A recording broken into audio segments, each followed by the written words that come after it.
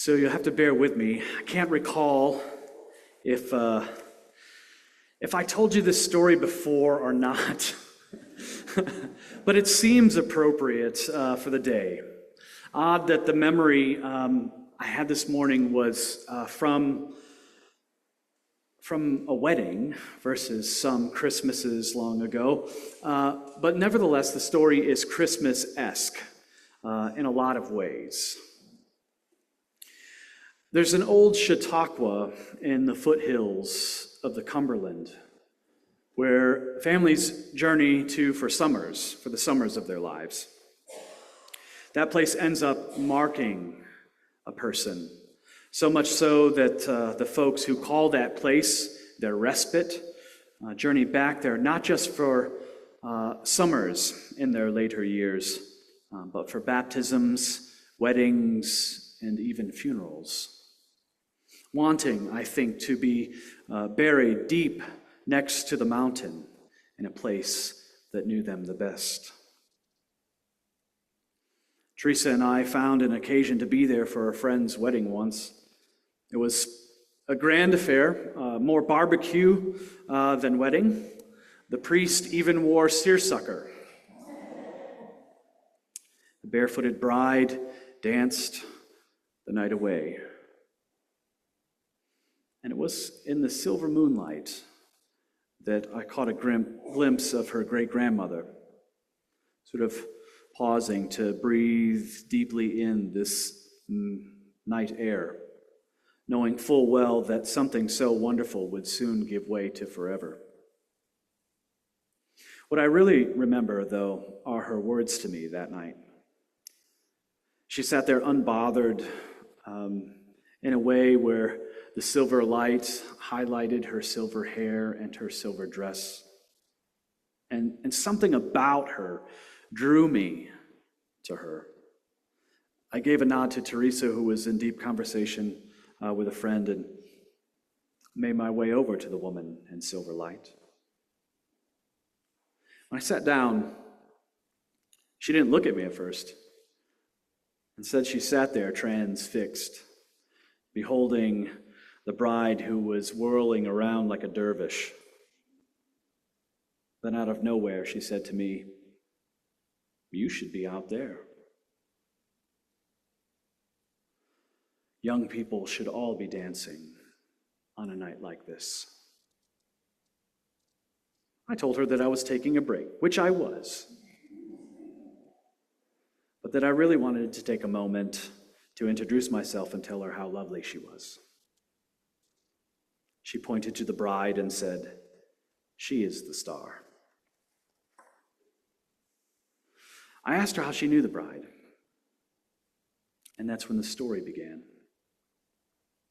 In the time that followed, I journeyed back with her to Atlanta, where she was from, and I learned there that she lived on Peachtree Street before there were automobiles. I learned about the love of her life, and how the fruit of that love was the source of her being here that night. She turned to me before we parted and thanked me for making time to meet her, and I confess that I marveled at her persistence in being there that night, to which she replied, "Nick, all my friends have long since returned to God. And so I make it a point, when everything seems to be ending in my life, to be as present as I can at the beginning of something new." "Tonight," she said, "I have my great-granddaughter to thank for that."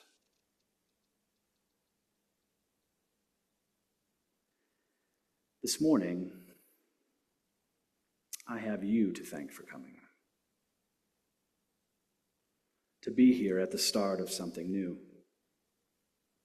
In a lot of ways, it's easier for us, I think, to relate to the stories of the Nativity in Matthew, Mark, and Luke, as they are so human. But before us this morning is revealed something wonderfully both ancient and ever new.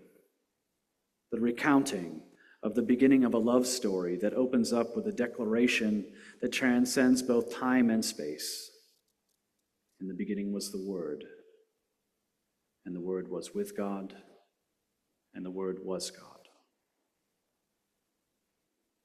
John does not lead us to Bethlehem's manger or the shepherd's fields, but into the eternal heart of one who existed before time.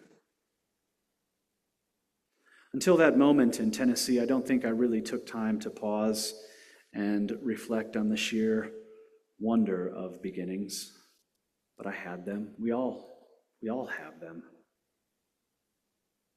The first time I held Teresa's hand.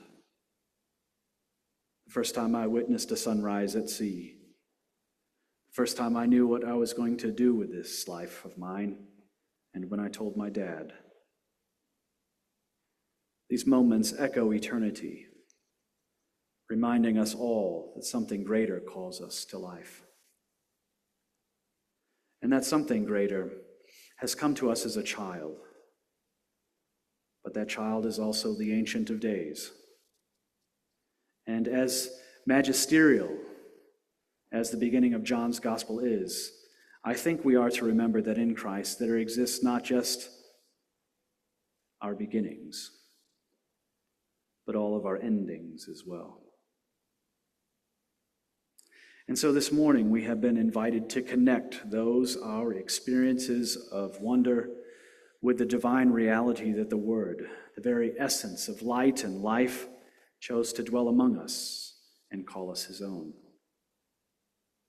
The incarnation, then, by its very nature, assures us that God is not distant, but rather through his Son, the creator of the cosmos, understands our struggles and our joys firsthand.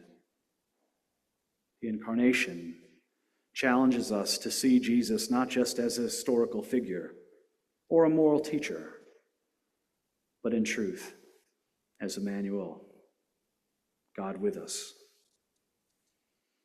And Jesus, the Word, the life itself, forever meets us where we are with grace and truth. That's John's perspective. And it is wonderful and mysterious. It's powerful and grand.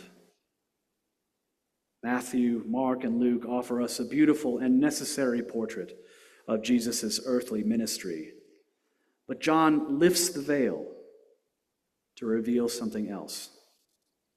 That the child born to us in Bethlehem is, in fact, the source of everything that speaks light and life into being, and who calls those beings home.